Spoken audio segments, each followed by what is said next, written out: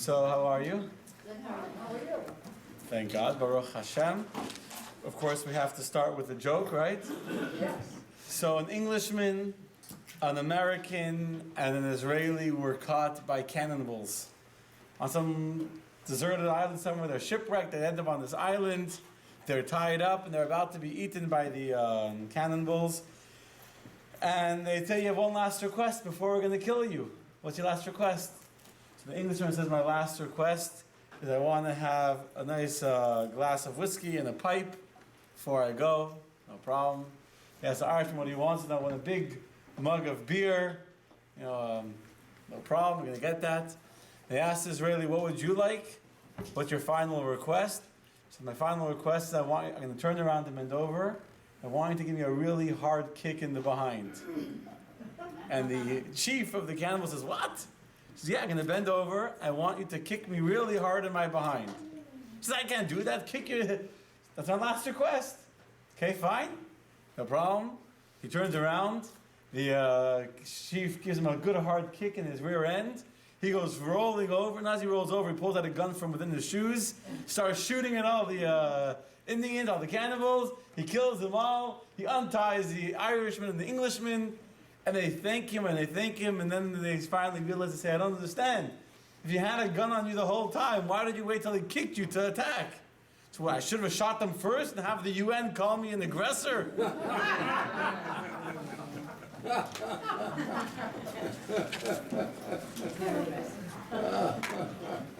So today's class, which is called Lightning Strike, but it's really about the ethics of a preemptive strike, is going to be examining the events of the weeks and days leading up to June 5th, 1967, which is the morning when Egypt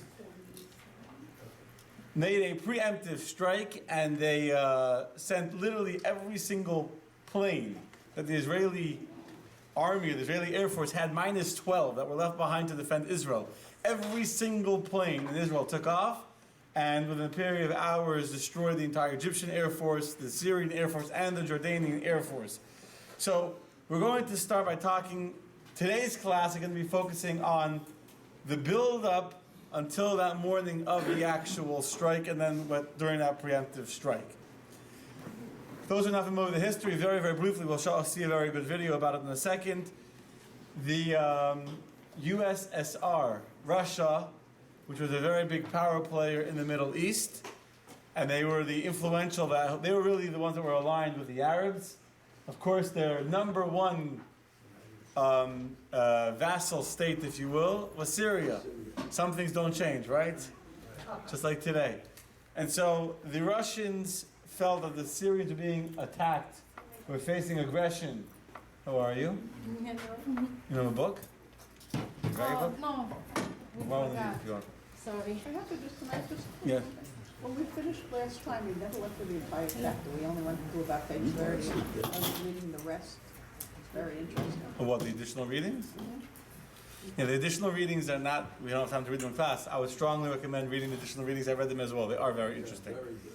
This one class is also very interesting.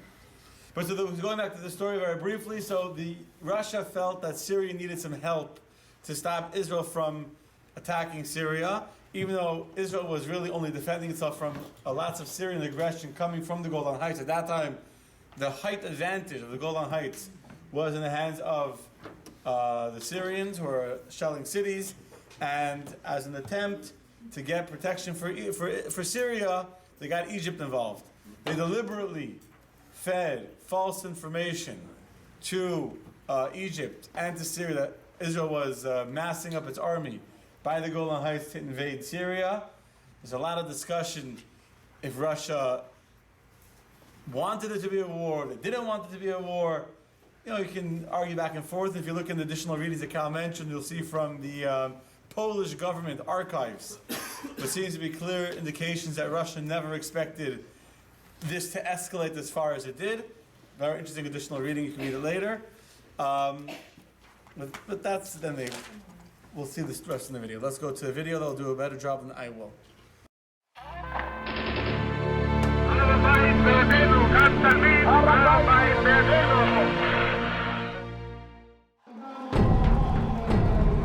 In May of 1967, Israel felt an Arab noose slipped around its neck. Egypt, Syria, and Jordan mobilized their modernized armies for synchronized war, with the backing of much of the entire Arab world and the Soviet Union. The Arab states broadcast their intention of fully annihilating Israel's inhabitants. Acting on deliberately false Soviet intelligence that Israel had mobilized to attack Syria, Egypt rolled its forces into the Sinai Peninsula on May 16th. All that kept the Israeli and Egyptian foes apart was a delicate line of blue, the UN's first attempt at armed peacekeeping. But on the same day, Egyptian President Nasser ordered the peacekeepers to abandon Sinai, clearing his path to the Israeli border. Upon receiving Nasser's demand, UN Secretary General U Thant did the unthinkable. He failed to consult the UN Security Council. He failed to ask Egypt to reconsider. He even failed to stall for time in the hope of resolving the crisis. Instead, he ordered his peacekeepers to immediately withdraw from Sinai. Israel's foreign minister, Abba Eban, subsequently complained to the UN. What is the use of a United Nations presence if it is in effect an umbrella which is taken away as soon as it begins to rain? Indeed, the region seemed closer than ever to an apocalyptic downpour. Israel was horrified by the UN's hasty withdrawal, but a contemporary CIA assessment insisted that Nasser was just as shocked that the UN had failed to call his bluff. John Haddon, the CIA chief in Israel in 1967, reported, "For me, it was just like a little boy who's being held by his father, and the little boy is shouting, 'Let me at him, let me at him.' And he doesn't want to be let at him at all, but all of a sudden the father lets go of him." Nasser was being held by his shirt tails by having this UN front. And when he demanded that it disappeared, and no one was more surprised than he, I think. On May 23rd, Egypt blockaded the Straits of Tiran to Israeli shipping in a deliberate attempt to provoke military conflict by effectively laying siege to Israel, which was now cut off from its primary oil supply route and its trade routes with friendly Asian and African states. Such a move was an act of war under international law, and Israel could not afford a prolonged blockade. As the noose began to tighten, Minister Eban described his country as breathing only with a single lung. As the Middle East tottered on the brink of anarchy, a panicked Israel pleaded with foreign countries and agencies to intervene, but was met with deafening indifference. It sent Minister Eban and Mossad chief Meir Amit on frantic missions to America and Europe in search of a diplomatic solution. The UN Security Council refused to take Israel's existential concerns seriously. An Emergency Security Council meeting insisted upon by Canada and Denmark ended with no clear conclusion. Its necessity repeatedly questioned and mocked by participant members.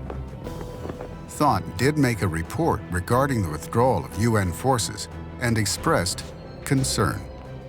No actions were taken as a result. France refused to acknowledge any acts of aggression on Nasser's part. Instead, it strongly cautioned Israel not to strike preemptively. Britain offered sympathy for Israel and outrage against Egypt, but no action was forthcoming. And the United States, Israel's most important ally, refused to pledge to defend Israel militarily, even if it were attacked. It then tied Israel's hands by warning sternly that it would not support Israel at all if Israel conducted a preemptive strike, albeit in self-defense. Instead, the United States attempted to rally international support for a peaceful reopening of the Straits of Tiran by sailing an international flotilla through the blockaded canal. But its efforts were met with the same collective reluctance that only 2 decades earlier had silently abetted the murder of 6 million of Europe's Jews. Israel would have to break the noose on its own, despite being vastly outnumbered and facing enemies at every front. But could it? Desperation is the mother of resourcefulness. Israel's military calculated that the side that struck first had the most realistic chance of winning. They reckoned that surprise and air supremacy were the twin keys to the conflict and developed a bold but risky plan.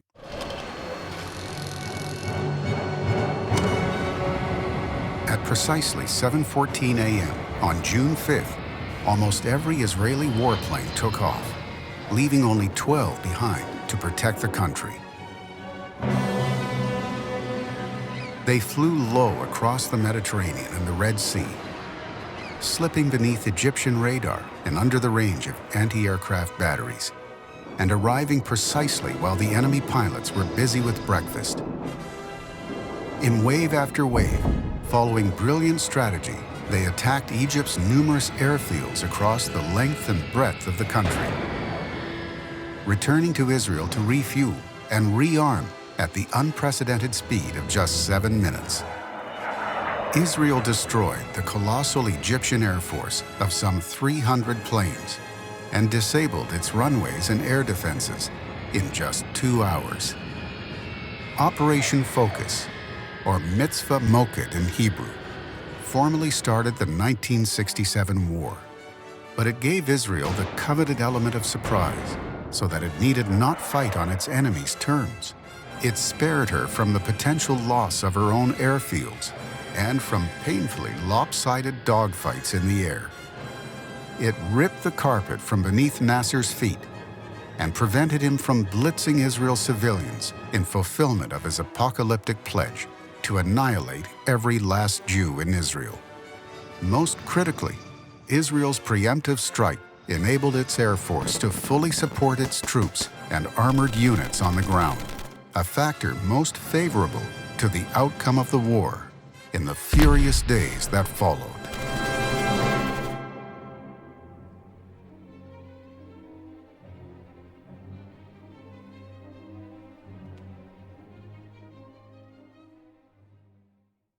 Let's get to the bulk of today's lesson. So tonight what we're going to be talking about is the ethics of the preemptive strike that led to the Six-Day War, and then how Israel today should deal with the threat that it has today if they are entitled ethically to preemptively strike. So before we get to the Torah's position on preemptive strikes, let's first take a moment to describe the Torah's perspective on war in general. Okay? We're in the wrong way. War in general, if you look on text number 1, on page 48. Mindy, you want to read text number 1? Greatest peace, for the entire Torah was given to engender peace in the world, as it is stated regarding the Torah. Her ways are pleasant ways, and all her paths are peace. Okay, so we see that the Torah was given only to make peace in the world. Moreover, in the ethics of our fathers, we are told that what? Irma, you want to read 1b? Hillel would say, be of the disciples of Aaron, a lover of peace, a pursuer of peace, one who loves people and draws them close to Torah. Beautiful. Not only must we love peace, we have to actively pursue peace. Okay, that's in general. What about when sometimes war happens and war is a reality that we cannot avoid? Neil, text number 2. War may not be waged against any human being in the world before extending the overture of peace.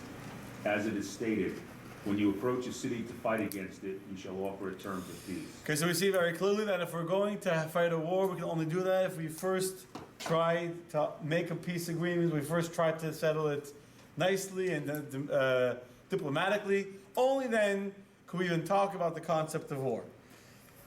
We see this idea famously in the story of Jacob returning back to his brother.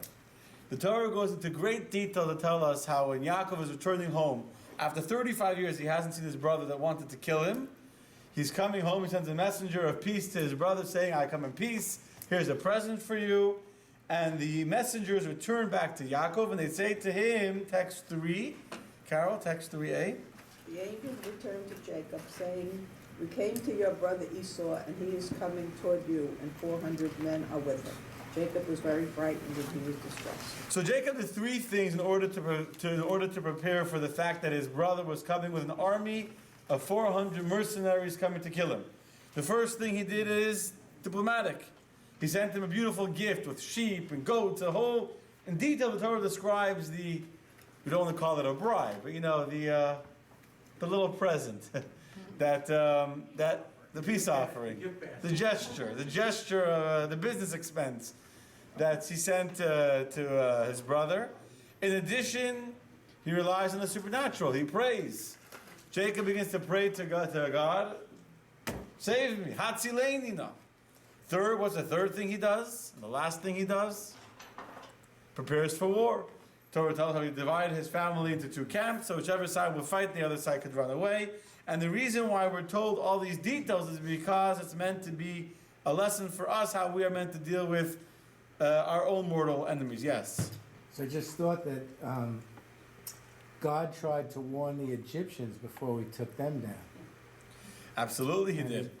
Each plague got more serious, and God was, instead of like, if you think of it, it's like more like retribution. It's not. It's like, very good point. Please. Well, the first 5 plagues for sure are definitely a warning,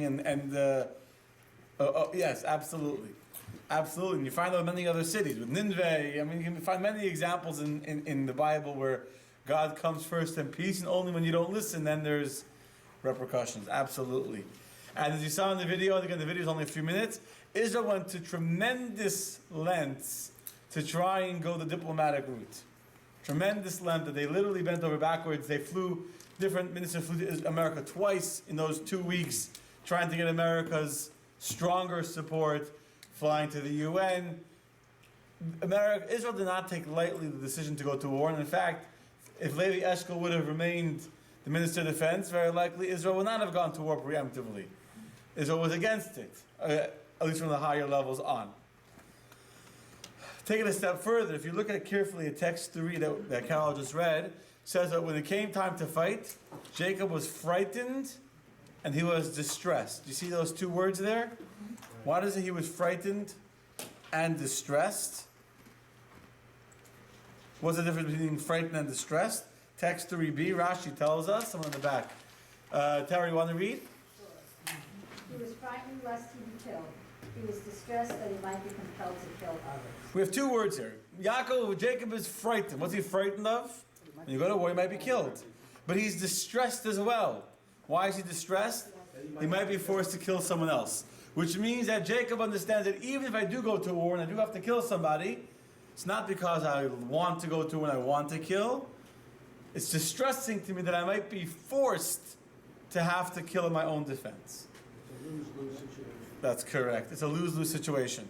In addition, once we're on the battlefield, once we've already tried going through every diplomatic means of trying to work something out, and we've failed, and we now are currently in the middle of a battle, we are commanded to demonstrate respect for all of God's creations. Text 4. David, didn't read? When your camp goes forth against your enemies, be on guard against all forms of impropriety. What does that mean, impropriety? What does it refer to? So we won't read it inside, but text 4b says that when you're going to war, what happens? People get a little carried away. Your hormones start raging, right? Your testosterone or whatever it is, and your adrenaline is probably a better word. Your adrenaline is rushing. You're in very, very high stress situations, and people do things on the battlefield and after the battle that they would never do under normal circumstances. Not because they're inherently bad people, but the stress and the rush of the war can play with you in very, very negative ways. And therefore the Torah commands the Jewish people that even when you do go to war, remember who you are, who you represent. You're not entitled to get carried away and to do improper acts and to become wild and to loot and to rob and to rape and to plunder. You have to remember who you are. There's other laws too, how Jews have to have dignity in their battles. You're not allowed to cut down fruit trees. To battle, to use as a batting ram. You're not allowed to cut down fruit trees to besiege a city. Only a non-fruit bearing tree.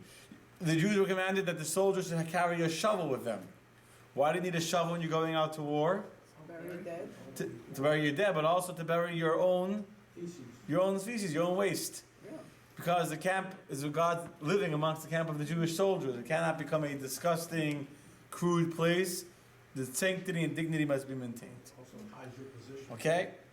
So we see over here a general perspective as Jews that war is a last resort, and even then we must remain dignified and respectful in the way we conduct war. Now what happens when you see war is coming towards you and you've tried diplomatic measures and you have been unable to stop them? Are you morally and religiously entitled to be the aggressor according to UN standards and to be the one to have the first attack? So let's get to international law and to international standards before we get to the Torah. Save the best for last, right? So the international standards, beginning of these standards began with the Nuremberg trials. In Nuremberg, Germany, after World War II, there was the tribunals, and in the first of the Nuremberg trials, that 20 members of the leadership of the Nazi Germany were on trial, and in their decision, the judges pointed out that the worst crime that they had done, in their estimation anyway, was, let's see, text number 5. You want to read text 5? The charges in the indictment that the defendants planned and waged aggressive wars are charges of the utmost gravity. War is essentially an evil thing. Its consequences are not confined to the belligerent states alone, but affect the whole world. To initiate a war of aggression, therefore, is not only an international crime, it is the supreme international crime, differing only from other war crimes in that it contains within itself the accumulated evil of the whole. Okay, so it sounds like a very noble statement. The worst thing you can do is to initiate a war of aggression. And indeed, when the framers of the United Nations framed the Constitution of the United Nations, and if you look in text in Appendix B, it's a very lengthy appendix, but if you look on page 73, I'm not going to read it inside, we have an article there describing how the very second article of the Constitution of the UN is that states were to refrain in their international relations from the threat or use of force against, the territorial integrity and political independence of anyone else. War is forbidden, with 2 exceptions. What are the 2 exceptions when war is allowed according to the UN International Treaty of All Laws for All Nations? Self-defense. The first is when the Security Council deems it necessary to have a war to protect people, and the second is self-defense. What is the definition of self-defense according to this UN Charter? So in Article 51 is where we get the definition of self-defense. And in there it says that you shall not do anything by any measures taken by members in the exercise of this right should be immediately reported. Here, nothing in the present charter shall impair the inherent right of individual or collective self-defense if an armed attack occurs against a member of the United Nations. Now, how do you interpret that? It's a very vague statement. This is all that it says in the UN Constitution or the UN Charter describing a nation's right to self-defense.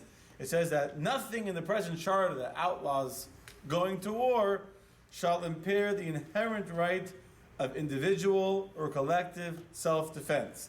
So you have 2 ways of reading this law. You have what's called the restrictionists, who would say that only if an armed attack has occurred are you then entitled to self-defense. If you read it on a very simplistic, literal level, it says that nothing shall impair your right to self-defense if an armed attack occurs. Until you have actually been attacked, you do not have a legal right, according to the UN, to defend yourself and to attack first. That sounds ridiculous. Yeah. Other scholars, we're going to get into the reality how countries deal with it. I'm just telling you what the UN is far from the Torah. You know what I'm saying? It's far from the Bible. Far from the Bible. It's written by man. This is all they write. It's deliberately vague. Other scholars, like you, would reject this interpretation, and they would say that Article 51 is not coming to define what self-defense is. It's coming to maintain the inherent right of nations to always, just like before there was a UN, every nation had its own inherent right to defend itself.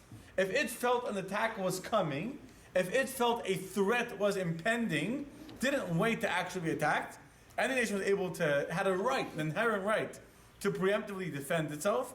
And so the framers of the Constitution of the UN Charter were just enshrining that right into the Charter. They weren't trying to define what is the definition of a threat which entitles you to self-defense. Okay? Anyway, that's as far as the legal UN Charter goes. How has the United States dealt with this understanding of self-defense? So let's see what John F. Kennedy said in 1962 in the context of the Cuban Missile Crisis. For those who remember those times. Brian, you want to read text number 6? Neither the United States of America nor the world community of nations can tolerate deliberate deception and offensive threats on the part of any nation, large or small. We no longer live in a world where only the actual firing of weapons represents a sufficient challenge to a nation's security to constitute maximum peril. The 1930s taught us a clear lesson. Aggressive conduct, if allowed to go unchecked and unchallenged, ultimately leads to war. Okay, so when President Kennedy said these words, America had not actually been attacked. There had not been any shots fired. All that had happened was that Cuba had given permission, or had asked Russia to place missiles on Cuban property, on Cuban territory, very, very close to America.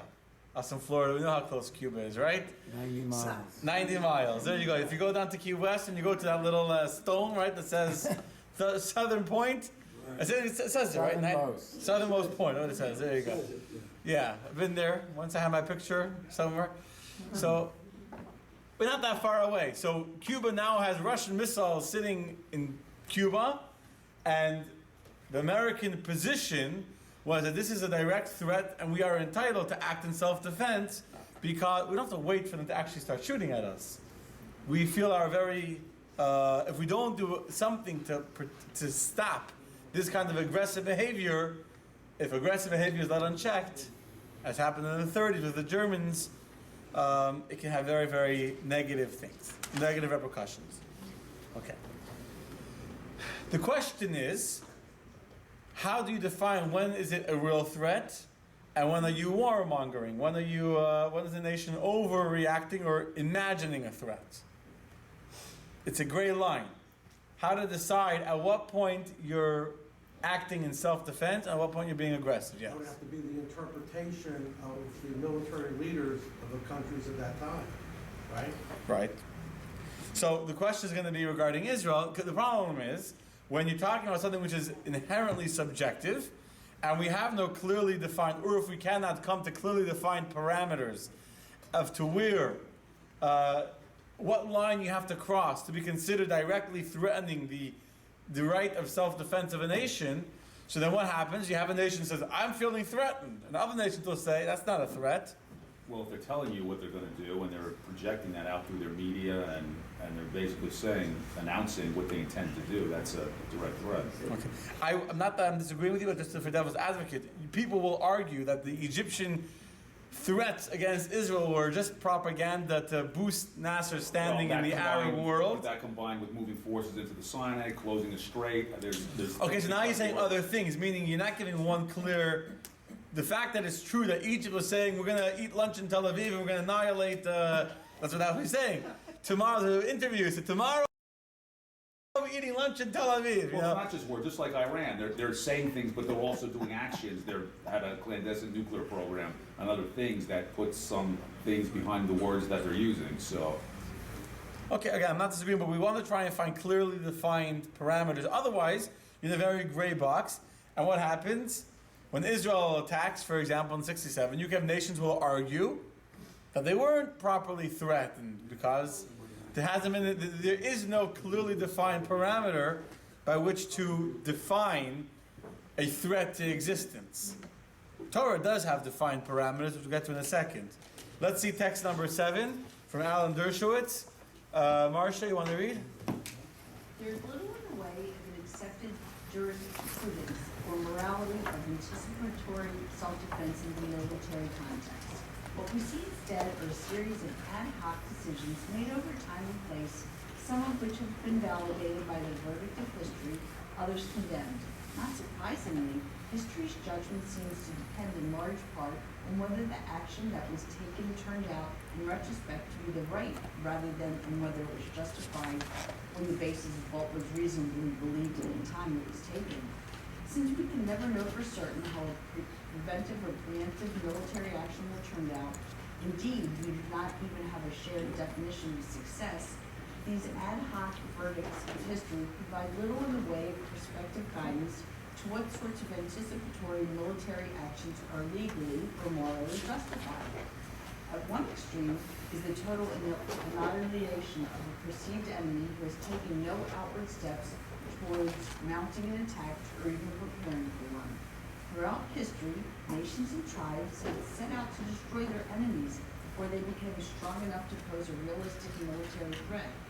The other extreme is waiting to be absolutely certain that the enemy is about to attack and simply beating them to the punch. That was Israel's claim when it preemptively attacked the Egyptian and Syrian air forces at the beginning of the Six-Day War of 19. Okay, thank you very much. So the point over here is that you can argue that I feel threatened by a nation just building up its army, I'm going to attack them. You could argue that. You could argue I feel threatened by a nation having a nuclear program to develop nuclear bombs. I'm going to attack them. You can argue that they are doing military exercises in the Mediterranean or wherever. And it's hard to find a clearly, there is no, in international law anyway, there is no clear definition of what line has to be crossed for a nation to legitimately feel threatened and therefore entitled to exercise its inherent right of self-defense. And therefore, I'm going to give you 4 examples now, just to bring out how unclear it is, and partly I want to bring out how the Torah does have clear definitions. And once you have that clarity, then you'd also have clarity how we should be functioning today, which is where we're going to eventually end up. Meaning, let me say that again slowly. If you have clarity, if you have Torah, and Torah gives you clarity, then when you find yourself in ambiguous situations like today, you don't have to try and figure it out based on your own subjective opinions, but you have clear guidelines to follow. Let's look at some famous examples of recent history where nations made a decision to preemptively attack based on a perceived threat to their defense. The first example happened on June 7th, 1981. What happened June 7th, 1981? Who knows? Iraqi. Yes. On June 7th, 1981, Israel once again carried out a surprise airstrike against the Iraqi nuclear site 10 miles outside of Baghdad in Osirak, where they were building a nuclear bomb or atomic bomb.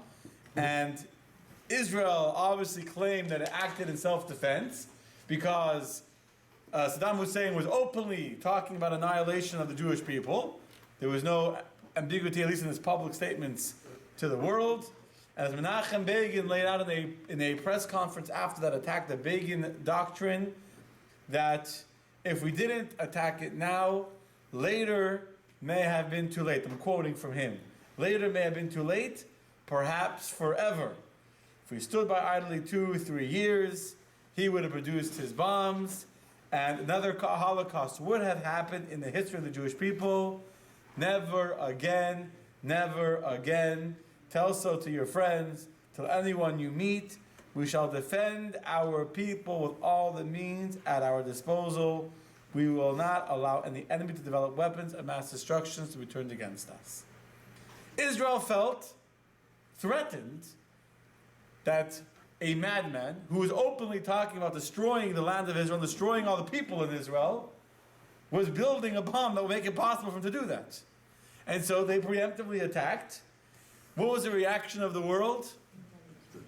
Unanimous, goes with UN, unanimous condemnation from every single nation in the world, including America. America didn't just abstain. America not only voted to condemn Israel in the United Nations, they actually stopped delivery of new F-16s to Israel as a result of their attacking Osirak. Second. Now, if you look back, history, you look back a little bit, history has judged Israel favorably for this attack. In fact, in 2005, Bill Clinton, president, he wasn't president then, Bill Clinton said that everybody talked about what Israel did, but in retrospect, I think it was a really good thing. Because if you imagine, even to go, yes. Dick Cheney said that the first time we attacked Iraq was possible only because of what Israel did to take out the nuclear. In 1981. Correct. Meaning today, I believe that most open-minded nations and people that look back at what happened would agree that Israel's taking out the reactor then was actually a very legitimate and good thing that was done. Just to see America's reaction, text number 8. You want to read, Michael? The most wonderful example of preemption in the modern era was Israel's attack in June of 1981 on the Osirak nuclear plant that would have had nuclear weapons in Iraq's hands by probably 1985 or 1986. For my sins, I was at the United Nations when the new Reagan administration went along with a resolution in the Security Council condemning Israel for that. I'm mortified to think back at it. It was a big mistake. I thought it was absolutely right at the time to condemn Israel, but thank God Israel did that. Looking back at it, the idea of Saddam Hussein being the main Arab leader with nuclear weapons since 1985 is frightful.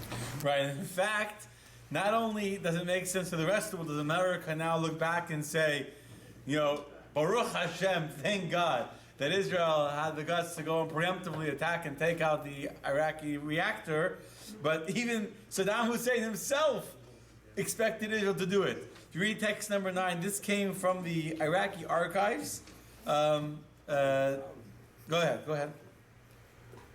Mr. Hussein said he was not surprised that Israel felt threatened by Iraq, which he asserted would defeat Iran and emerge with a military that was stronger than ever.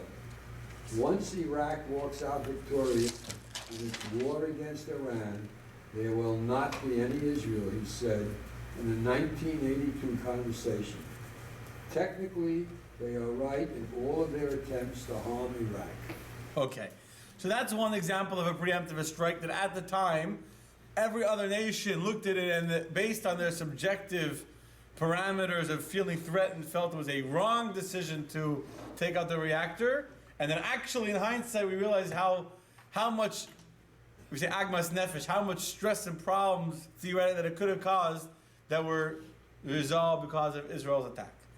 On the other side of the spectrum, 2003. What happened in 2003? Yeah, President Bush decides, or the American government votes, that we should go into Iraq because we believed at the time, based on the intelligence that we were being told, that there were weapons of mass destruction, that Saddam Hussein had weapons of mass destruction. Again, we had not been attacked. Well, there was 9/11, but there was no actual nuclear biological attack on America. We felt threatened. And so we preemptively went in there in a matter of defense. And what happened? Didn't turn out so well, right? No weapons of mass destruction were found. And today, as a general statement, I know not everyone will agree, but generally the consensus is that it was a mistake and that the war should not have happened, yes. This is very far out. Yeah. But during Purim, God's name is not in the document. So as we get farther and farther, God doesn't instruct us. But basically, in Book 6, God told the Jewish people to go there and do this. And What's Book 6? of the Torah. Remember I talked about writing another book of the Torah? Okay. And I'm just saying, this is our Torah. God told the Jewish people to do that. What are you talking about? About Iraq? To go to Iraq and do this preemptive strike. Talking about 2003, you're talking about this one. 1981. Yeah. If God told them, they Baruch Hashem, they had the seichel, they had the... Both. Both. That God's Yeah. protecting us. That's God true. told them to It was miraculous. They went and they were sure they didn't know if those pilots that went, they knew there was a very good chance they were making it back to Israel. And it was an unbelievable mission. And they all came back nothing. They were not even attacked on the way back. Yeah. Just say, if you remember during the Carter administration, Iran had more hostages. So they were supposed to get F-16s, but because of that, they didn't get the F-16s. The F-16s went to Israel, and that's what Israel used to attack the nuclear reactors. Okay, so that is the hand of God there. Okay, let's talk about the Iraq War in 2003 for a second. Text number 10. Mark, you want to read? On the brink of war and in front of the whole world, the United States government asserted that Saddam Hussein had reconstituted his nuclear weapons program, had biological weapons and mobile biological weapon production facilities, and had stockpiled and was producing chemical weapons. All this was based on the assessments of the U.S. intelligence community. Not one bit of it could be confirmed when the war was over.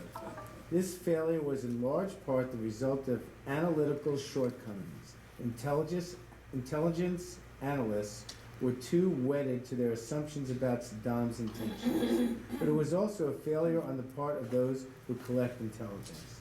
In the end, those agencies collected precious little intelligence for the analysts to analyze, and much of what they did collect was either worthless or misleading. Finally, it was a failure to communicate effectively with policymakers. The intelligence community didn't adequately explain just how little good intelligence it had, or how much its assessments were driven by assumptions and inferences rather than concrete evidence. Okay, so now this could easily be, and many times it is construed as an argument against a preemptive military action. But the truth is, you could also say differently, that this actually is a proof that military action is okay if you have the right intelligence. Meaning if you, let's say we would have gone to Iraq and we would have found weapons of mass destruction. We would have found whole warehouses and whole bunkers full of missiles, and we would have found nuclear bombs ready to go. Would America be against or for the Iraq invasion? We'd be for it. What would be for it? Right? The issue that we have today that many people are against what happened in Iraq is because we feel that we were lied to. That whoever the fault lies, wherever the information came from, but that there was misinformation. It was a bipartisan agreement. Hillary Clinton, John Kerry, everyone agreed to go into Iraq because of the information that we had. So the only real lesson we can take from this is not that inherently it's wrong to preemptively attack a nation. It's just that you have to be very, very careful that when you're doing it, you really know what you're doing. And you're not just getting carried away with yourself. Yeah. I would argue that it's short-sighted to look at it like that. There's two things that came out of that attack. Number one, it forced Muammar Gaddafi to get rid of his weapons program. Okay. And they would have fallen into hands after he fell in Libya. And second, it caused Iran to suspend their program. And if that didn't happen, they would have probably reached a nuclear weapon by now. So what you're really saying is that there's another value in the preemptive attack called deterrence. Correct. Deterrence is a you never know very... what's going to happen if you don't do it. It's just, it's one of those things. We will talk about deterrence as well. Yes. That's really what you're saying in one word. Deterrence, that the other nations got scared. Yeah. Just to give the other side of the coin, today, many people from the intelligence department say Israel was right. The intelligence was not faulty. All those chemical weapons that Assad used came from Iraq. Right. And Israel even told the United States when they were moving it back to Syria. So Israel was on top of that from the beginning, so there was weapons of mass destruction. I am not giving in any way a statement that there was or that there was not weapons of mass destruction. I don't know all the information. I'm just using an example that the reason why most Americans today feel a negative feeling towards it, look, you have the Republican nominee for president when it came out of public against the war. That's a pretty strong statement, is because the weapons were not found. That's all I'm saying. Right. Is it possible there were weapons in and he moved them out? We definitely let him know we were coming. It's definitely possible. Did he? I don't know. That's not the point of the class. Yes, Shelley. Question basically was not Britain probably for us then? Probably Britain. When, in 1967? The one you just mentioned, the part you just said. No. No. Britain was not. No. I have a quote from the summer. They called Israel's actions reprehensible. By 1967, they called us reprehensible. I have a quote here somewhere from the British Foreign Minister. The word reprehensible is in there somewhere. We'll get to it. Okay. Those are preemptive strikes that did happen. Then you have the flip side of the coin. What happens when you're afraid to make a preemptive strike? You want to have better intelligence. You want to make sure that there's really a threat, not just the threat of a threat. What happens when you don't preemptively strike? What's the most famous example of a military situation that was allowed to become what it did because there was no preemptive action? World War II. Yeah, World War II. I mean, Czechoslovakia, whoever you want to say it started. Let's text number 11. Stuart, you want to do text number 11? No one has stated the result of the Western Allies' hesitation to confront Hitler better than Joseph Goebbels, Hitler's diabolical propaganda chief. In April 1940, on the eve of Nazi invasion of Norway, he told a secret briefing, "Up to now, we have succeeded in leaving the enemy in the dark concerning Germany's real goals. Just as before 1932, our domestic foes never saw where we were going or what our oath of legality. It was just a trick. They could have suppressed us. They could have arrested a couple of us in 1925, and that would have been that, the end. No, they led us through the danger zone. That's exactly how it was in foreign policy, too. In 1933, a French premier ought to have said, and if I had been the French premier, I would have said it, the new Reich Chancellor is the man who wrote Mein Kampf, who says this and that. This man cannot be tolerated in our vicinity. Either he disappears or we march." But they didn't do it. They left us alone and let us slip through the risky zone. And we were able to sail around all dangerous reefs, and when we were done and well armed, better than then they started the war. Right.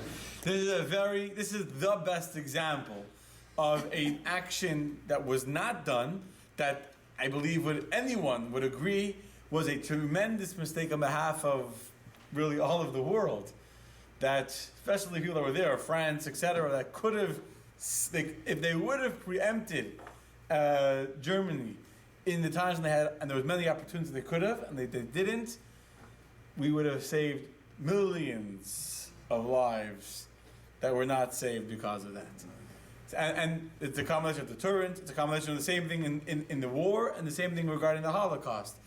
After Kristallnacht, that the Germans saw that they can get away with terrorizing and destroying thousands of Jewish souls and nothing would happen to them, it just only emboldened them to get more aggressive in their dealing with the Jewish problem. Yes? Yeah, remember in Turkey, the Turks killed like 1.5 million Armenians and the world did nothing.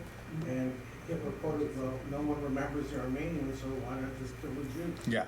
So no one did anything, so, There's another war in which a nation should have done preemptive action and did not, and that is the Yom Kippur War, exactly.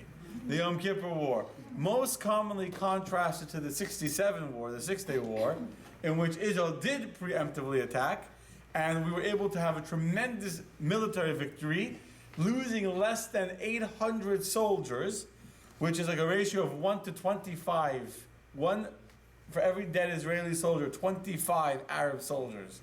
It's a what? If they could afford it, Israel couldn't. Yes. But again, as I said before, we don't look to see anyone die. We're not looking to say, "Oh, we killed 25 Arabs." We don't want to see. No one should die. Everyone should learn to live in peace, and we should all live happily ever after. The point is not that we killed a lot of them. The point is that Israel was in a strong position militarily, that our soldiers were more or less protected, with the Air Force over them. I mean, one of the reasons why we were so successful is because Israel had complete air supremacy. So all the ground troops that were fighting in the Sinai, and then later they went to the Golan, they had complete air control over them, air protection. So instead of being attacked from the Egyptian planes, they were going, and the Israeli planes were over them and leading the way for them. So we were in a tremendous position. In the Yom Kippur War, where we barely survived the war, we lost over 2,500 soldiers. 2,500 Jewish kids that never went back home to their parents. That's terrible. Text number 12. Min, do you want to read? Before daybreak on Yom Kippur, October 6, 1973, Golda Meir had a bad night's sleep. She had a premonition that something dreadful was about to happen. At 4 a.m. on that 1973 Yom Kippur, the phone rang in the Prime Minister's home. Golda Meir's nightmare became a reality. Her military secretary, Brigadier General Yisrael Lior, was on the line. He told her concisely, information has come saying that the Egyptians and Syrians will launch a combined attack on Israel in the afternoon. I want to interrupt you for 1 second. This information actually came straight from an Egyptian general. There was a general in the Egyptian army that was spying for Israel. He called them up in the middle of that night, and he said, as a fact, not that they're talking about an invasion, there is an invasion happening this afternoon. It wasn't a question, it was very, very trustworthy information. Go on. Before she left her house that Saturday morning, Meir asked her military secretary to convene a meeting with Israel Defense Forces Chief of Staff David Dado Elazar and ministers Moshe Dayan, Yigal Alon, and Yisrael Galili. Participants were to gather in her office before 7 a.m., but the meeting was delayed. At about 8 a.m., 2 matters were brought to Meir's attention by Elazar and Dayan, the defense minister. The men disagreed about the two subjects, the scope of the reservist call-up, and whether or not a preemptive strike should be ordered. The issue of whether or not to deliver a preemptive blow was more complicated. Elazar claimed that launching such a strike would save many lives. Dayan counseled that the chance of such a blow succeeding at a time when the army had yet to be called up for deployment was slight. The Prime Minister refused to go ahead with the preemptive strike. As Meir recalled, Dado, I said, I know all the arguments in favor of a preemptive strike, but I am against it. We don't know, any of us, what the future will hold, but there is always the possibility that we will need help. And if we strike first, we will get nothing from anyone. Shall I continue? Yeah, go on. 3 years later, two young Jewish researchers, Stephen Rosen and Martin Indyk, the future U.S. ambassador to Israel, wrote a study entitled The Temptation of Preemption in the Fifth Arab-Israel War. Their research probed the price paid by Israel as a result of the decision not to go ahead with the preemptive strike. Had Meir authorized such a strike against Syria's missiles and Air Force, the pair wrote, it could have destroyed 90% of Israel's missile bases within 3 to 6 hours at a price of less than 10 lost Israeli planes. Clearly, this result would have had a decisive impact on Air Force losses later on, and also, and this is still more significant, on the efficiency of tens of thousands of Air Force sorties conducted during the war. Israeli fatalities on the ground would have been reduced, the wearing down of Arab artillery and of tanks and fortified vehicles from Arab armies would have accelerated, and strikes against Egyptian bridges on the Suez Canal would have been more efficient. Let me stop you there. Okay, so basically, Israel had unbelievable intelligence that an actual war was going to happen, besides for the phone call that they got that night, early that morning, 4 a.m., from a general in the Egyptian army that told them that the war was happening that day. On September 25th of 1973, King Hussein secretly met with Israeli leaders. He told them that Egypt and Syria are planning for a war and that he was being pressured to join again in the war and to sign on with them. He obviously didn't want to. He didn't have a very good experience in 1967, but he gave them direct, credible intelligence from the king of Jordan that they are actively planning a war against you. But this time, instead of what they did in 1967, when they had all the rhetoric and all the hype leading up to it, this time they're really planning it very, very seriously. And the Israeli government did not do anything. They didn't even want to make a full-fledged call-up of reservist soldiers to give the impression that they're getting ready for war, to entitle Egypt to say, oh, they're aggressors. We attacked because we saw Israel was massing up their soldiers. That's how worried they were of Henry Kissinger, of the world not supporting them if they were to preemptively attack. Golda Meir, it's not in this article, but I remember hearing that she wrote that. First of all, she writes that she was that on the Yom Kippur War. Maybe it's in the additional readings I read it. That she was ready to commit suicide when she realized the mistake that she had made and how many Israeli soldiers had already been lost. And there was a point on the second day of the war when the Sinai was completely open. Those who know the military plan, there was something called the Bar-Lev line, which was a foolish idea. The Rebbe was very, very strongly against the Bar-Lev line, very against it from a military perspective, similar to what the French had against the Germans. That didn't help them either very much. Literally there was an open path straight from the Sinai, straight into Tel Aviv, straight into Israel. There was no soldiers left there. They were still trying to get the reservists onto the front. Thankfully, the Egyptians stopped. They didn't know what was coming next. They couldn't believe it would be so easy after 67. They thought there was a trap coming somewhere. But at that point, Moshe Dayan writes that he was, for the first time in his life, truly afraid for the existence of Israel. And Golda Meir wrote she was contemplating suicide. They realized the mistake that they had made in allowing Israel to become so vulnerable by not preemptively attacking. And of course, it's subjective. That's kind of the problem. They were going based on their intelligence and based on what America says.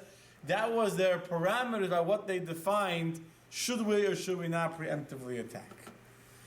And when you're relying on the world to be your judge of ethics and to tell you if what you're allowed to do is right or wrong, they're a very bad judge, as history proves. Going back to the attack in '81 on the nuclear reactor in Iraq, in Iraq, how did the world react? So I told you before, the British foreign officer Charlie Fout defended us. Quote, I'm quoting them, that based on how we examined the evidence, we take the view that it was reprehensible of them not to wait for the efforts that we and others were making to extricate, this was in '67, to extricate them from the admittedly impossible situation with Egypt. Britain said that we were reprehensible. This is in '67. After we made our preemptive strike, England calls us reprehensible for preemptively attacking them, not waiting nicely for them to help us. Until the Six-Day War, France was a major arms supplier of Israel. And after the war, France imposed an arms embargo on the region, mostly affecting Israel. There's still to today many people that will call it an illegal act of war and that we occupied their territories, etc., which we'll get to. So the question that we need to ask ourselves is twofold. Number one question we need to see here is this contrast of 800 soldiers to 2,500 soldiers. Question number one is, when is it moral to preemptively strike? Because at the end of the day, we are a moral nation, we are an ethical people, and we have a Torah to guide us. When is it moral and ethical to strike, number one? And number two is, that's a Torah question. The second question is more of a military question, is at what degree of danger was Israel facing in '67 when they felt threatened? And then we'll see that we have that similar kind of danger today and if we should react similarly or not. Okay? Just for example, today we have a number of threats. Iran today is very, very close to having a nuclear reactor that could, I don't want to say the words, but could be very, very dangerous for Israel. On the northern border of Israel today, you have Hezbollah in Lebanon that has an arsenal of tens of thousands and 100,000, I don't remember the numbers now, of heavy-duty missiles, not homemade Katyushas. What are they called? Katyusha rockets. I mean, when we went, those of us who went on the trip to Israel had pictures. One of the most amazing experiences, for those who will agree with me or not, we went to Israel last year. We went down to Sderot, to the border of, literally standing on the border of Gaza where you can see Gaza, not through binoculars standing there, you see the buildings of Gaza with your regular eyes. And we went to the Chabad house in Sderot, which is like 2 miles from the border, and you see the city, you see the people living there, and you go to the kibbutz, I think kibbutz Alumim it's called. We had a lunch there, a mile from the thing, and then we held actual Katyushas. They're these metal pipes. They're not so big, they're not so hard to make. They can be dangerous, they can be lethal. But Lebanon and Hezbollah has very, very high-tech things that don't just go up in the air wherever they land. That they have guided, they're guided, they have... It's going to be bad news. I recently heard a talk about the Iron Dome. It's going to be that war happens, Israel's going to have to act fast because it's going to be bad news. There's literally tens of thousands of rockets. The Iron Dome won't be able to protect us from that. So I heard from the engineer of the Iron Dome, there's going to be so much metal in the sky, the Iron Dome wouldn't know what to do. It wouldn't be able to, it wouldn't be able to handle the situation. So, should we preemptively be attacking munition factories and storehouses, etc.? Okay. They just did attack. They did in Syria. Yeah. Right. Yes, they did in Syria, and no one says a word because it's yes. The answer is yes. Where did they attack in Lebanon? Israel attacked in the Lebanon War. Oh, the Lebanon War. And then Now, then they had the second one to try and get us Hezbollah and get the rockets. That was a full-fledged war. Yes. So now in Syria, see, Baruch Hashem, we're close to Russia, and Syria's government is dealing with bigger problems, so they're not going to say anything. Syria is being used as a conduit from Iran to Hezbollah, so they didn't say anything. But currently, for the most part, today, the Israeli government is operating on a 1973 mentality. This is not an opinion, this is a reality. If you look at the way Israel's government has been for the last number of years, we don't preemptively do anything. We wait. And if Hamas are going to throw rockets, then we're going to retaliate and throw some rockets back. We'll bomb a building. We're going to bomb a rocket launcher. They're going to do more rockets. They want to up the game. Then we'll up the game. We'll do more rockets back. We'll do more airstrikes. We'll bomb another building. We'll bomb 2 buildings and 5 buildings, not just 1 building. We'll do more. We'll bomb the home of some Hamas officer. So we only act. Israel's entire military plan, so to say, not their entire military plan, they have plans, but the way that they actually behave is totally that Hamas sets the tone, they decide they're going to attack. If you're going to attack, we're going to react. We will not, God forbid, be accused of being aggressors. God forbid. And let's see if that's correct. So let's go to the Torah. What does the Torah say is considered self-defense? We know that in the Torah there's 2 kinds of wars. Something called the Mohammed Mitzvah, an obligatory war, a war that is a mitzvah to fight, and there's a Mohammed Rishus, a permissible war that you're allowed to fight. What's considered an obligatory war? Text 13. Steve, you want to read text 13? What is considered an obligatory war? A war to defend a Jewish community against an enemy that comes to attack them. Meaning, if an enemy comes to attack a community of Jewish people, this is in Israel or outside of Israel, it is a mitzvah. It's an obligation to get up and to fight. Every single Jew has to join in battle in defense of these people that are being attacked. Do you need an actual attack by the enemy? How certain do you need to be? So let's see text 14. Other Steve in the back row. If the Gentiles besiege Jewish cities, we do not initiate military offensive against them, nor do we desecrate the Shabbat to prepare a defense. This rule applies if the enemy's goal is solely monetary. If, however, they threaten lives, we initiate a military offensive against them, and we desecrate the Shabbat if necessary. If the city abuts the border, even if the enemy does not seek to take any lives, rather they only want to plunder straw and hay, we initiate a military offensive even if this entails desecrating the Shabbat. Okay, what do you see from this text? Help me out, guys. What do you see from this text? Contradicts itself. Contradicts itself? No, if You don't have a Talmudic mind. If they're not seeking, obviously this excuses it because they are seeking to take lives. They're not seeking monetary reasons, so it justifies an attack. Okay, so let's break it down for you. This is how Talmud works. Yes, Marsha. And Hussein, if you were at the class last night, we would talk about how important Shabbat is, so we would know how important this is if we could desecrate Shabbat. Exactly correct. 7:30. Marsha, I'd like to remind everyone that last night at our Torah Unzipped class at 7:30 p.m., which you can still watch if you go onto my Facebook page, I'm sure it's there, the importance of Shabbos and how critical it is to the entire totality of the Jewish mission on this earth. And yet, or rather, let's go this way. Therefore, if you are attacked, if non-Jews come and attack a Jewish city, for economic purposes, you cannot desecrate the Shabbos to fight back. However, if they're coming to threaten life, if there's a danger, they're not looking to raise taxes, they're coming to fight a war that will kill Jews, pikuach nefesh, when a person's life is in danger, you go to war, you go to fight. What if the city is a border city? We're not talking about a city somewhere in a very well protected area, we're talking about a city on the border of Israel, the border, let's say Israel. And their enemy is coming ostensibly for straw, for money.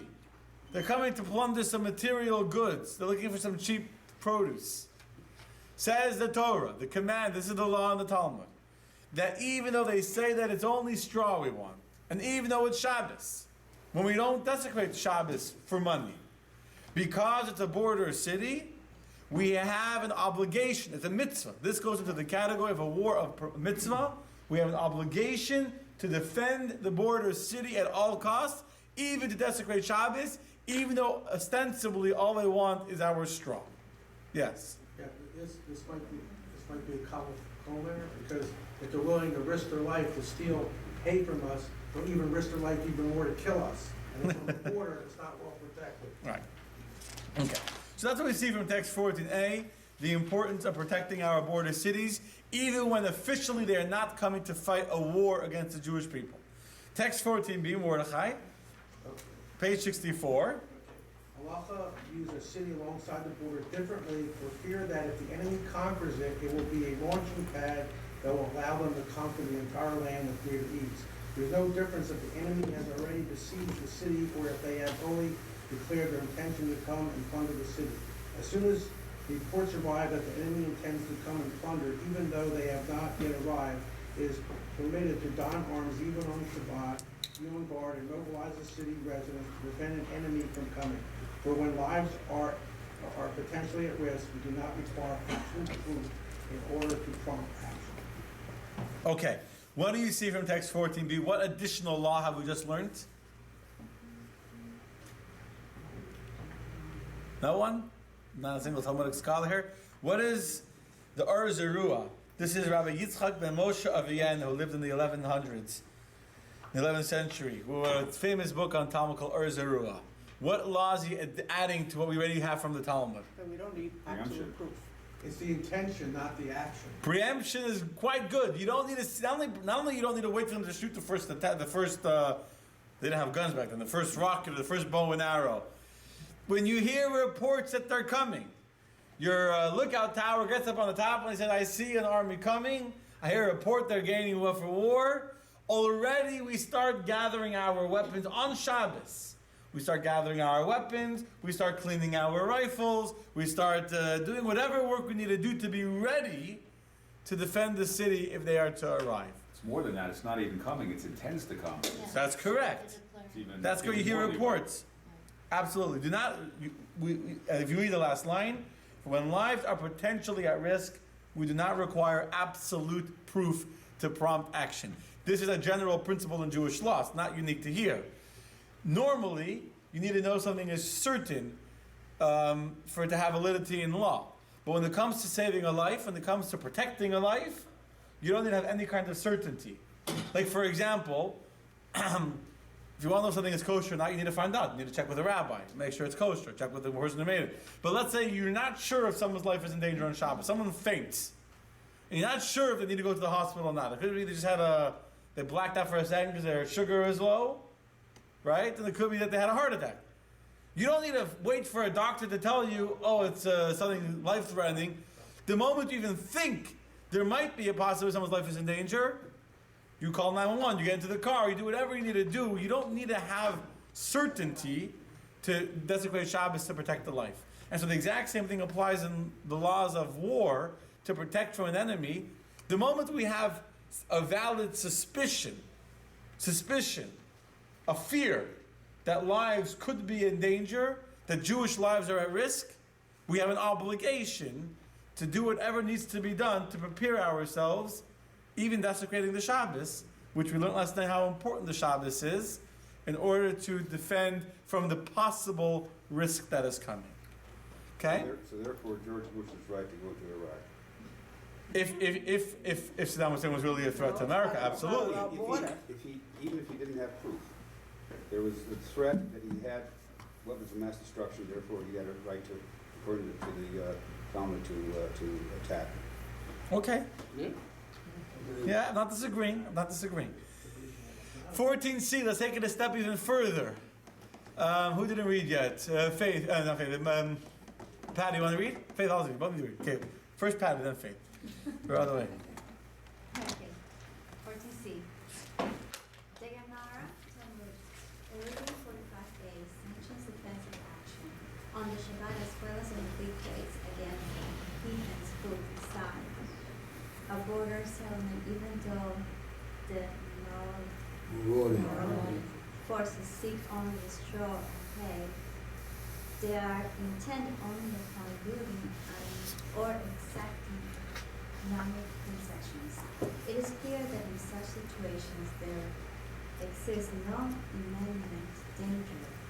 It is not at all certain that any life will be in danger. There is, however, reason to fear that even if the aggressors immediate pecuniary or economic goals are achieved without resistance, having penetrated border defenses, the enemy may engage in warfare at some future time and thereby endanger Jewish lives. The loss of fortified border settlements will leave the entire country exposed and defenseless. Hence, defensive measures are warranted. So this text is saying something even that more important. I don't say more important, but even another guideline for us in preemptive attack, which is, what is 14c saying? Protect the borders. If we lose the border, Even if you know that this attack is not meant to attack Jewish lives, you know for a fact that there's no threat in this particular battle. They just want the straw and the hay, and that's all they want, and they are not going to do anything further. That breakdown of the deterrence of not attacking Israel or attacking whoever it is, attacking your land, and allowing your border to now be open, that creates a potential for danger, and that alone is enough of a reason to desecrate Shabbos, to go and do what you need to do to protect your border cities. Okay? So, let's now go to the 6-Day War. So when they built, on my bike, I've seen it many times, the border between Egypt and Israel, it's the most unbelievable conglomeration of Mark his fences. bike to cross the entire Sinai Desert to like Ashkelon and all that. You're going. And you look at this border, and it's impenetrable. And then you read this, and it's God saying, look, protect your borders. Absolutely. We had a class on immigration, according to Torah perspective. God wanted a world that has boundaries and has borders. The Torah clearly says it, black and white in the Bible. That's the way God made the world. He didn't make the world that everyone should be the same. God made the world to be different countries, with different cultures, different societies, and we have to respect that. And here you see that when we're talking about protecting lives, the border has a tremendous value from a Torah perspective. Tremendous value, yes. That reminds me when we were in Israel and we were at that town that was right opposite Gaza, we kept asking the people there, why do you live here when you're constantly being bombed? And they said that if we backtrack, if we move away, then they move forward. And then That's we're, right. we're in the same position, so we have to keep moving back. The next thing they're gonna be in Tel Aviv. Absolutely. It's the same thing, we have to protect the borders because otherwise we lose territory. That's when we gave away Gush Katif. Gush Katif were the hands. Those settlements that were in Gush Katif, they were like, you pushed forward. That was what stopped the Arabs there. There was Israeli presence in there. Once we left out, so now the battle is no longer on the settlements of Gush Katif. Now the rockets are coming into more mainstream cities, even to Ashkelon and to Beersheba. So in Sderot, we have J&F built a 20,000 square foot building. So, and inside of it is playgrounds, soccer fields, and everything else. So when the bombs come over, we don't terrify the children. We throw them in there, and they have fun. They have no idea what's going on. They still have no idea what's going on. I wouldn't say they don't know what's going on. Yeah, but they're much less fearful. Absolutely. It gives them like a normal life. Absolutely. I mean, we were there. You were also. You see the playgrounds. In the playgrounds, there are these like reinforced steel caterpillars. That in the playground, they can go to the playground. They only have 10 seconds. 15 seconds. 15 seconds. It's 15 seconds to get under a fortified shelter from when that siren goes off. So the kids can go to the playground and be outdoors, and the siren goes off. They can run into these. It's like this huge caterpillar that's reinforced, yeah? So God says protect your borders, and one of the ways to protect your borders is to populate your borders. Absolutely, that's what Carol just said. Those people are protection for the Jewish people. Absolutely, the Jews that are living on these border cities are heroes. As far as I'm concerned, they are heroes, and the Jews that were living in Gush Katif, and the Jews that are living in these places that are literally defending our borders by being there, because the best border is people. And Sderot is undergoing an incredible economic, unbelievable vibration. There's factories moving. When is there. that? Now. I mean, Because when we were there, it was very, very economically depressed. it's getting so. Well, this time, We were there a year ago, They said March. that- They said that housing was in demand. that it's people getting wanted much to more in move demand, there. and people are There moving wasn't there. enough housing for people that wanted to Yeah. move. It may be economically depressed relatively, but it's growing like a weed. It's okay. Anyway, let's finish. We're getting a little distracted on Sderot. Anyway, 1967, May, June 1967. You have 4 different elements that we can discuss that precipitated the 6-Day War. Number 1.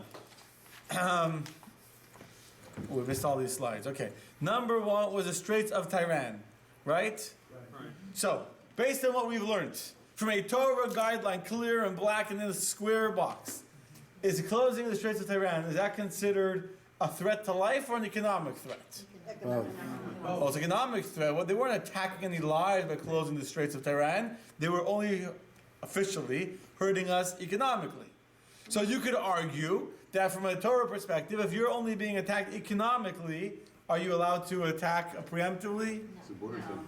But, 2 things. Number 1, the Straits of Tiran it could be considered a border, could be considered as access to the Mediterranean, which is a border. More importantly than that, the last thing we were talking about was the deterrence.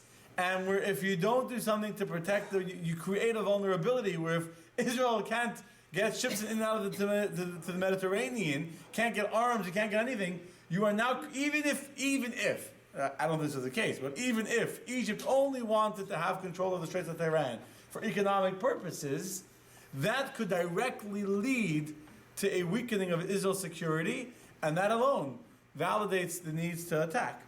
Ariel Sharon was arguing then in 67 that Israel's cutting off its arm by not attacking Egypt right when they closed the Suez Canal, because he argued that this is not about Egypt. It's not about the Suez Canal.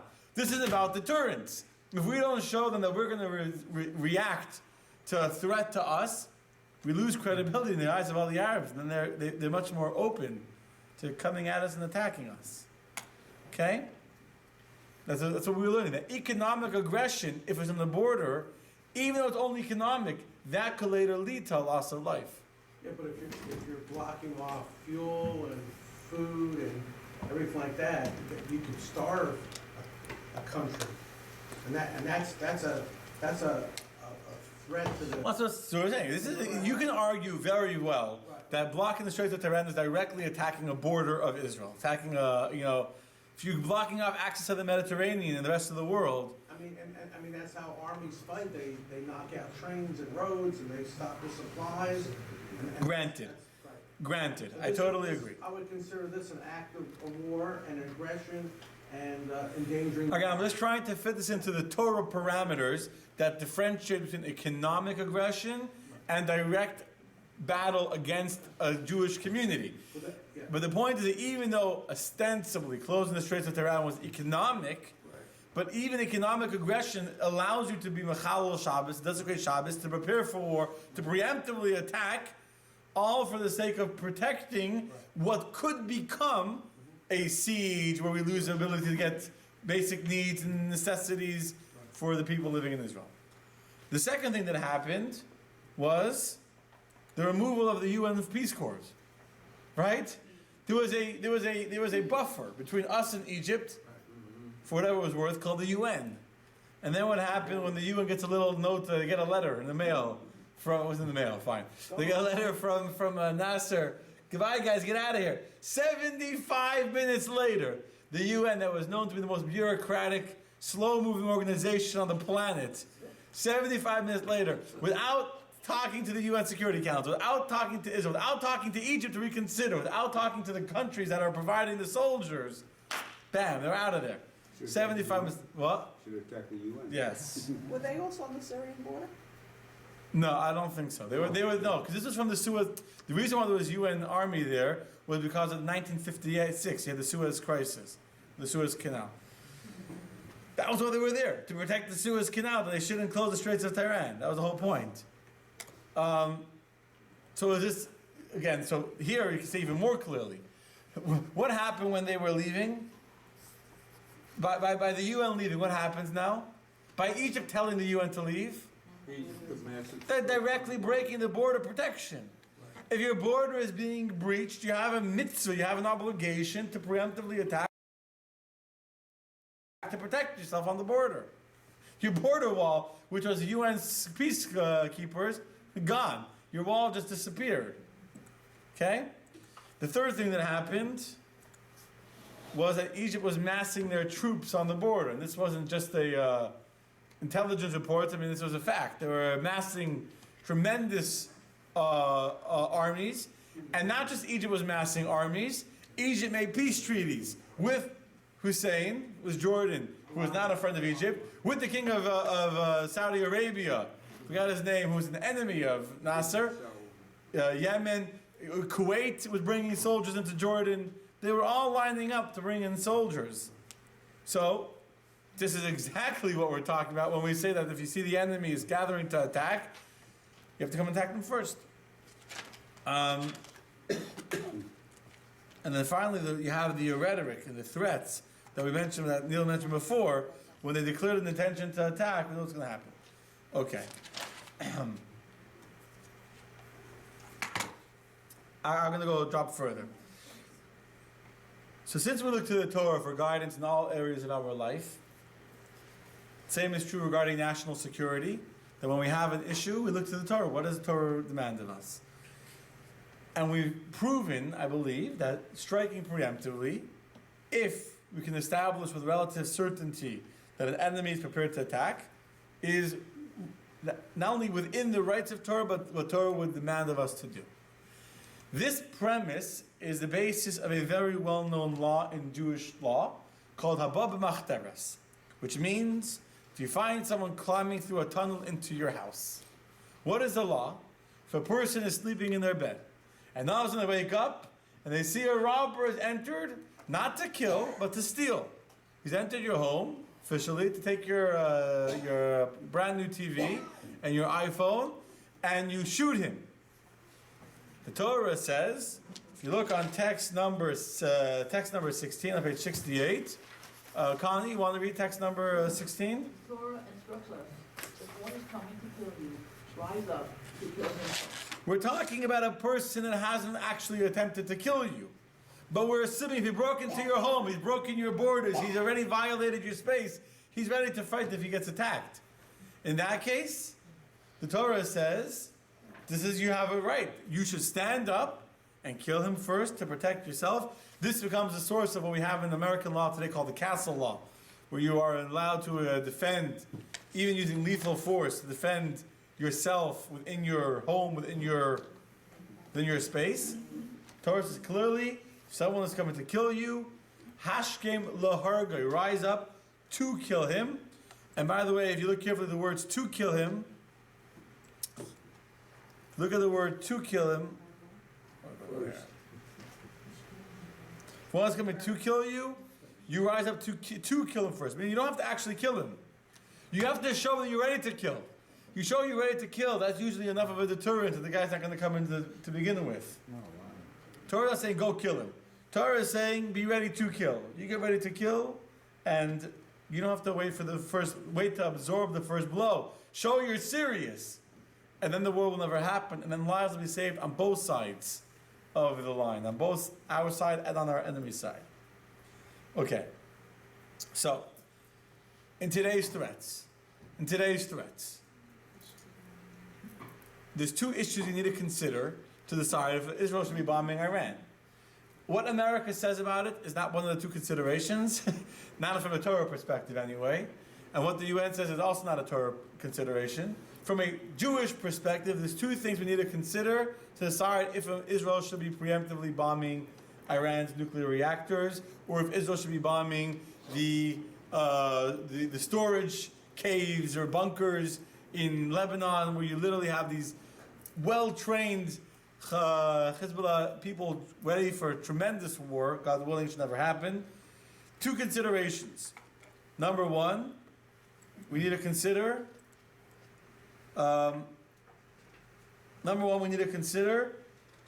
were the diplomatic efforts tried? Have we tried to work out peace, etc.? Because even though we spoke very strongly, the Torah first comes very clearly, you have to try peace. Torah, although Torah is very clear in the mitzvah of defending yourself, we also were very clear, Torah is very against war unless you have no choice. So first you have to try the diplomatic route. And then you have to assess, honestly, has the diplomatic efforts that were invested into trying to stop Iran from getting a bomb, are they effective or not? I don't know the answer to that question. At least I'm not going to say on camera what I think the answer is. Obviously everyone has an opinion. But that's the first question that the military experts and that the government of Israel has to make a decision. Has the diplomatic efforts that have been made, are they going to be effective in preventing Iran from getting a bomb that can stop us? Or with Hezbollah, the same question. Second question is in the military question, would a preemptive strike be effective? There's obviously a danger in a preemptive military strike, that if it's not effective, if it's not successful, you've now opened yourself up to even worse danger than you were before you started. So that's something that only a military expert can answer. It's not a political question. It's not something a politician can answer. It's a question that a military expert has to look at and say, this is how distant it is from here to Iran and back. Here's what we would have to go through to get there. Here's the countries we would have to fly over. Here's the technology Iran has to defend us, to defend themselves. And then we can decide, is this mission likely to succeed? Is it not likely to succeed? And then they can make a military decision. But the point is, the Torah is saying there's only two things to consider. Have you tried peace? If you've tried and you failed, militarily, are you able to effectively defend yourself? And if the answer is yes, then the Torah would want us to do whatever we can, even to desecrate Shabbos, even for things that don't officially. And here it's very official. They're trying to kill us. They say it very openly. Just got to read just listen to what they're saying. It's not a secret. You don't need to like hide behind walls to hear their stated objective. But even if it wasn't their stated objective, once we allow Israel to become vulnerable, once we allow a Jewish community, it's not about Israel, once we allow a community of Jews to become vulnerable, we are not doing what the Torah wants us to do. In very, very brief conclusion, what's the personal relevance for us, besides for the Israel part of it? We always have to find a lesson in our lives from everything we learn, everything we discuss. So there's two lessons we can learn, spiritual lessons, from the 6-Day War and the fact that the Jews the IDF preemptively attacked. Number one, I'm going to quickly because of time, is that every single day we are fighting a battle. Life is one big battle. But we can choose where to fight the battle, and we can choose to wait for the battle to come to us, or we're going to bring the battle to the bad guys. So when you wake up in the morning, instead of allowing the other forces within you to start making you feel tired and groggy, not in the mood, and depressed and stressed out, and whatever your little guy inside you does to you on any morning, you attack him. You slap him with the shoulder, you go put on tefillin, you go pray, you say Moda'ani, you wash your hands, and when you say Moda'ani, thank you God for giving me life, and you wash your hand to purify yourself, and you pray, and you learn something, you just preemptively attacked the Yetzer Hara within, and you just as Air Force, just demolished. Sent all those planes off. Number two, that a second advantage that Israel enjoyed during the 6-Day War, which saved many, many Jewish lives, was that the battle was fought not in the Israeli cities, which is what would have happened if Egypt came into Israel and we waited for them to attack and we were dealing with that. And then we would have planes bombing Tel Aviv, etc. Instead, we were fighting in their land. We were fighting in the Sinai, we were fighting in the Golan, we were fighting in the West Bank, we were fighting on their territory. And that saved tremendous amount of Jewish lives. And the same is true for us, that we can choose where we're going to pick our battles. Instead of not being aggressive and going forward in our growth in Yiddishkeit and fighting the evil within and fighting our Yetzer Hara on the areas in which we want to grow, if we remain passive and allow the evil, the Yetzer Hara, our negative impulses, our animalistic impulses to attack us, we're going to be fighting even if we win the battle. We're going to be fighting, should I do the sin or not? Should I do this immoral act or not? But if instead we push ourselves to grow spiritually, we become aggressive, we preemptively attack, so then where's the battle? Should I go to the shul this morning? Should I not go to the shul? Should I go to the class? Should I not go to the class? Should I give the charity? Should I not give the charity? So now the battle's on holy things, instead of being a battle about the impulses and animalistic urges that are within us. I'll end with a beautiful story and that idea. There was once a man that came from the old country, a Russian immigrant. And he came and he had this big yarmulke he wore in Europe. It was like a captain, wore his whole head. And his kids want him to get a small little yarmulke, get something a little more colorful, a little more, a little small, not so obvious that your whole head is one big kippah. He wore it for years and years and years. He refused to change his kippah till it was dirty and it was tattered and it was torn and it was like all falling to shreds. He refused to buy a new kippah. Finally, when his kippah didn't save his head, he was already an old man nearing his death. They asked him, "Why do you refuse to take off your kippah?" So he said as follows: When I came to Ellis Island, I was on the boat. I'm watching all the Jews on the boat are throwing off their kippahs and throwing off their talis and their tzitzis, and they're getting ready to modernize, become Americans, enter the melting pot of America. And I was about to take my kippah and throw it into the ocean, throw it into the Atlantic Ocean and become an American. Then I stopped and I said to myself, today I'm throwing away my kippah. I think I'm still keeping my values. Just the kippah, just I want to look like I fit in. But then tomorrow the Yetzer Hara is going to come and tell me to throw something else away. And the week after that he's going to come to me and tell me to throw something else away. I decided I'm stopping. This will be my battle with my Yetzer Hara. And for the last 30 years I've been fighting to throw away my yarmulke or not to throw away my yarmulke. And that's been the battle for 30 years. Because if you once give him one battle, then there's the next battle and the next battle. So I set the line that the battle should be where I want it to be. So the lesson for us, besides that Israel has to very, very strongly defend itself in any preemptive way that it can, militarily, to protect any possibility of any Jewish life, God forbid, being taken away from us, because we were afraid to defend our cities the way we're supposed to, and the way Torah demands of us. On the spiritual level as well, we got to be on the attack. Got to always be looking for ways to grow. When we're doing that, our battles within will be in growth versus on preventing further decline. Good night. Next week.